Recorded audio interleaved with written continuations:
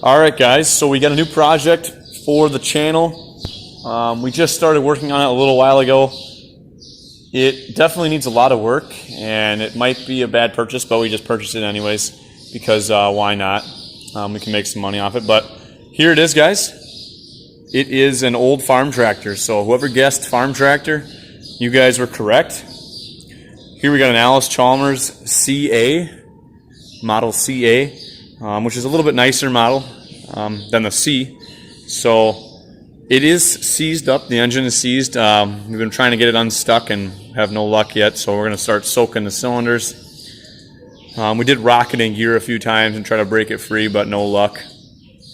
No idea when the last time it was ran. The guys that we bought it from didn't know either. An old guy had it. But the thing about it is it has a 3-point hitch, which is kind of custom made. But these did not come with a 3-point hitch, so it is kind of nice to have one on here. So you guys can see it has the 3-point. It has a homemade loader / blade on the front that's kind of womped out, but it did come with that. These got a 4-speed transmission, unlike the 3-speed in the regular Allis C, B, and the other models, I think. But yeah, we pulled the sheet metal off. You guys can see the sheet metal down there, just for the hood and the radiator shroud, just so we could get at the crank pulley down there. But we have no luck of getting it freed up or turning over. So basically, we have been prying on it, with some big pry bars. You guys can see we have the industrial grade pry bars out here, sledgehammers, stuff like that. We didn't go too much on it. We don't want to break the crank off, obviously. We deal with a lot of seized up stuff, so we figured we'd try to take another one on. More the merrier. The tractor isn't that bad. It didn't have like moisture in the oil because the oil looks good. I'll pull the dipstick for you guys. You guys can kind of see. But it really doesn't look milky like water got in, and there's still oil in it, which tells me it's probably top end stickage, as in the rings just kind of welded themselves to the cylinder on all 4 pistons, and it's really hard to break that free by just jarring it and prying on the crank pulley. You got to almost soak it, or you got to take the head off or the oil pan off and pound the pistons a little bit back and forth to get them loosened up. So we may end up doing that. We're going to try to just soak it and rock it and see if we can get it going by that. And if we can't, obviously we'll just pull the head off and possible oil pan as well. But they do sell a decent amount of aftermarket parts. I know we got full ignition tune-ups that we can buy, so we'll probably end up doing that if this thing turns over and it runs like dog shit. We'll probably end up doing that. And then they do make oil pan gaskets and stuff, so parts are still available. They got a nice little straight pipe on there with a 90-degree booger welded elbow on it. We did bend these threaded rods setting the loader on that, so that kind of sucked. They had these huge weights on the front that we took off to try to jam something in the crank for where the crank would have went for the crank pulley. But there's not a socket in there. It's just like a weird looking spline, helical shaped thing. 12-volt conversion has been done.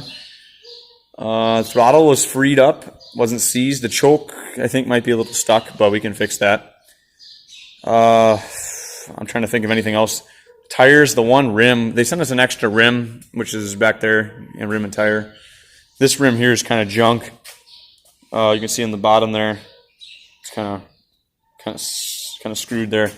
So we might have to change that eventually, but not until this thing is in running order will we even consider messing with the tires. So yeah. So other than that, I forgot to tell you guys, it came with a 3-point back blade as well. I'll show you guys outside here. A little windy outside, but it came with this right here, 8-foot case back blade.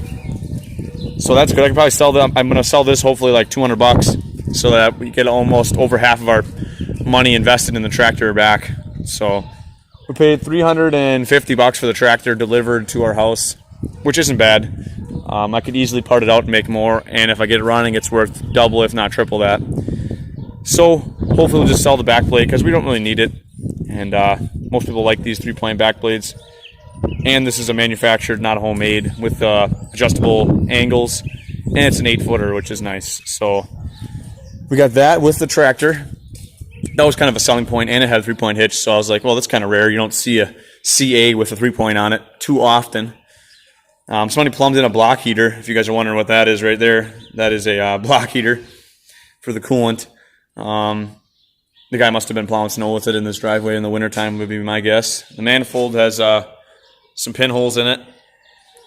Hopefully the intake's not junk, but I'm sure it is. The sediment bowl looks like it has sediment in it, so that's good. I smelled the tank and it almost made me throw up, so I think that's going to have to get cleaned out. You can see the connections for the battery are kind of chopped, but that's not a problem at all. At least the clutch wasn't stuck tight, and the clutch works. I'm still working on trying to find out what model this thing is. Hydraulics, like, I don't know if this is a safe way to do hydraulics with like a pipe shut off, because I think hydraulics can run pretty high pressure, so kind of scared about that. And I don't like the look of these hoses. They look a little dry rotted, and hydraulic fluid under pressure in your skin is not good. So don't know how I feel about the hydraulics yet, but we'll see if we can get this thing to run. But this is kind of the first video of the tractor. I don't have my tripod with me, so I couldn't get any of the good shots of us taking it apart, but we didn't really do too much. I kind of explained everything that we did, and it wasn't really much to see.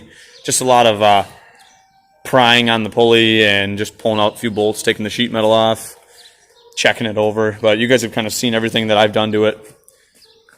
We kind of cleaned it up a little bit, took some of the moss off of it, put a little bit of air in the tires. I know this left rear aired up a little bit, had some fluid in it. I believe, I mean, this is between 1950 and 1958. I don't know the exact year yet. I'm trying to work on the serial number and trying to decode that, so we'll figure that out eventually. But it's between 50 and 58 is when they made these tractors. And yeah, that's all I know about it for now, and I'll let you know more when I kind of find out if it's going to be freed up or not. And I'm sure we'll make some videos. If we got to pull the head off in the oil pan, I'll get my tripod up, and then we'll get some good videos on that. All right, guys, so we made some progress since the last clip. I got the oil pan off right now currently. We didn't want to waste any time. We soaked the cylinders, but we just want to take the oil pan off, and we can at least see what's going on in there, and then hopefully loosen up the piston and crankshaft from there. Everything looks pretty oiled. There's a lot of sludge in the bottom of the oil pan, you guys can see here. We'll have to get a new oil pan gasket, obviously.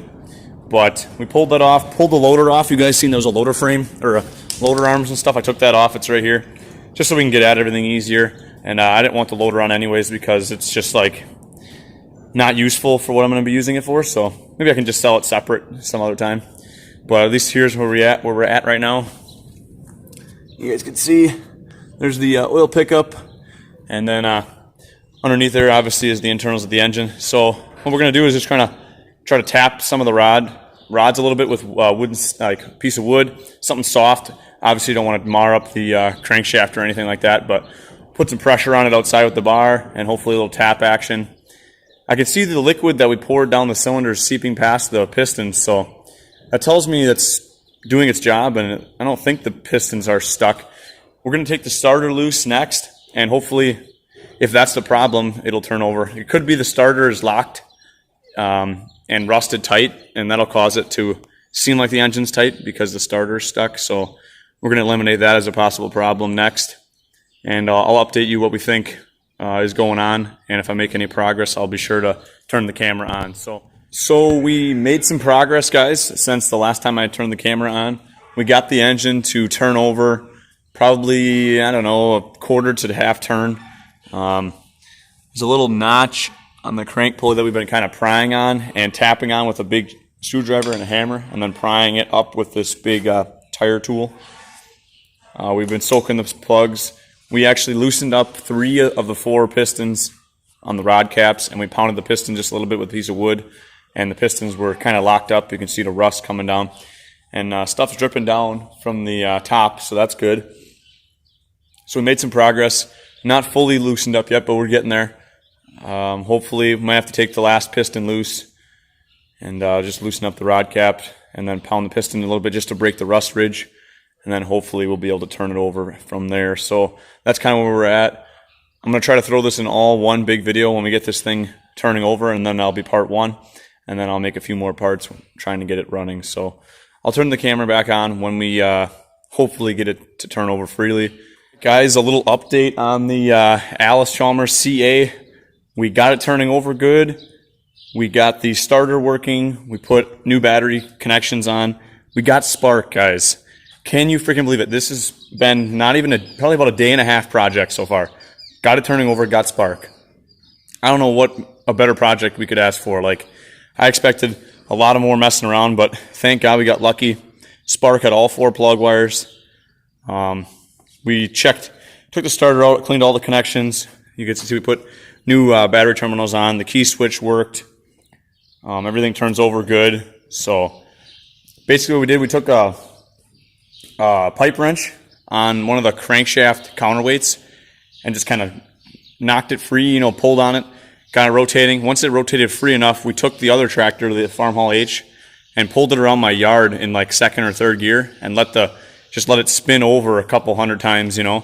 And I put some oil down the spark plug holes while we were doing it so the pistons weren't dry. And then it kind of pumped out all that rust through the top of the spark plug holes. So that was very, very good progress for the 2nd day of the project. Next is we're getting the oil pan gasket. I got to get a new oil pan gasket. And then we'll probably take the gas tank off, clean that out. And then I'll take the carburetor off and get the carburetor cleaned out. And then after that, it should be done enough to fire up. We put some coolant in the radiator as well, just to see if it would leak out overnight. And we'll check it in the morning, see what it looks like. Other than that, she's been all right.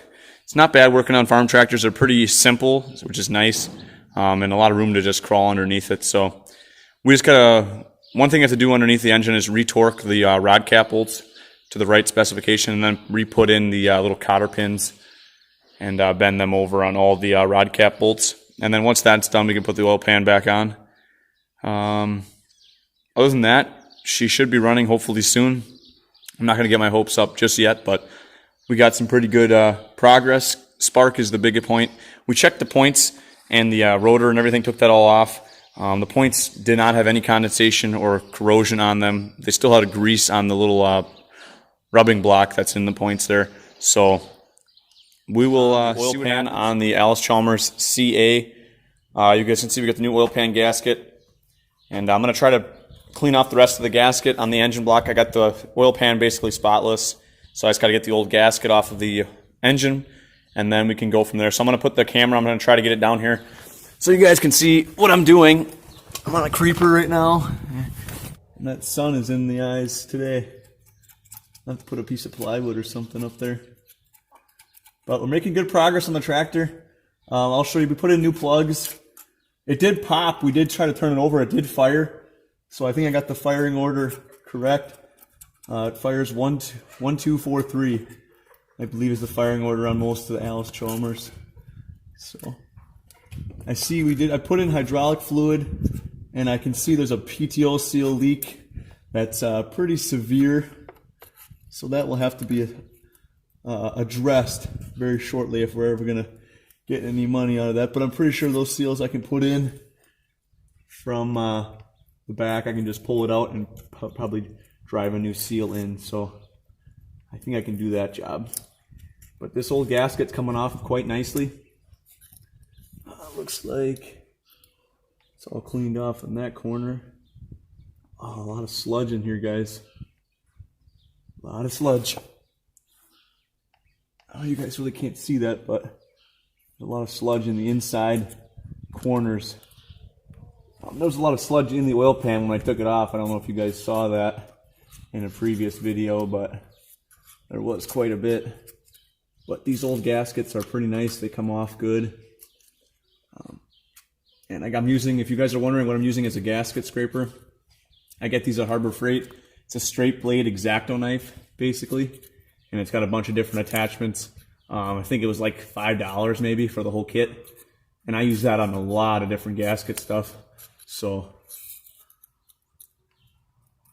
I just have to, I don't want to drip oil on my camera, so I will turn the camera back on when I have the gasket surface clean and the new oil pan ready to go on. You guys can see here we got the new spark plugs. I put in Champion J8Cs. That seemed like a plug that should go into these tractors, and you guys can see there's like the firing order. If anyone has a question or thinks this is wrong, please let me know, but I basically think this is right. Here you guys can see this is the resistor for the 12 volt conversion. They didn't go with a 12 volt coil, they left the 6 volt and then put the resistor in line. I have a lot of play on this governor shaft where the oil lines come in, where the throttle mechanism works off of. So I don't know if that's going to shoot oil out when we start it up or what. So that's going to be a question that will be answered, I'm sure, when we start it up. The carburetor gasket kit, we did take the carburetor off. I'll have a different video about that, putting the carb back together and stuff. But I have that all taken apart. It was terribly dirty. In another video, I'll show you guys the pictures of what it looked like. So I can't exactly run it when we get oil in it, but we can do all the other things like flush the fuel tank out and stuff. So I'll turn the camera back on when I have the engine prepped, cleaned up, and the oil pan ready to go on.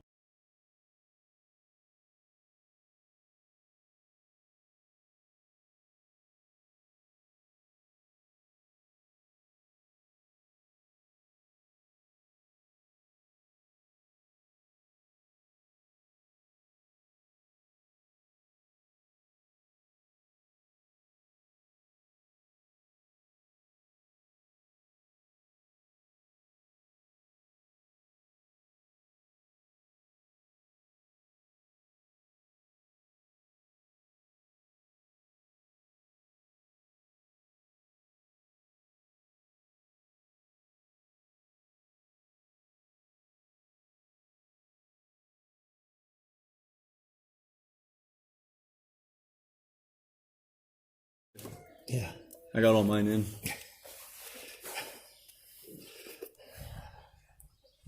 All that dirt out here. Look. Just gotta go right up in the intake there. Oh, we're good. We can shoot. Ready?